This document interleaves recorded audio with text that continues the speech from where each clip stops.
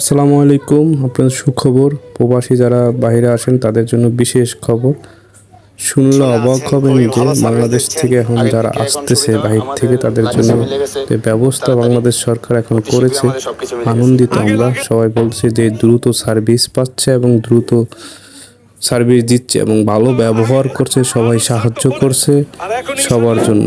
এটা আসলে একটা গুরুত্বপূর্ণ যে এইটা কোনো সময় ছিল না এই সার্ভিসটা, সেটা এখন সরকার চালু করেছে যে মানুষের ভালো সেবা দিতে হবে এবং ইন্ডিয়ান একটা তরুণী দুজনেই বলেছে যে বাংলাদেশ এত সুন্দর সার্ভিস, ফাস্ট সার্ভিস এটা আসলে আগে কখনো ছিল না, এখন বর্তমানে আছে।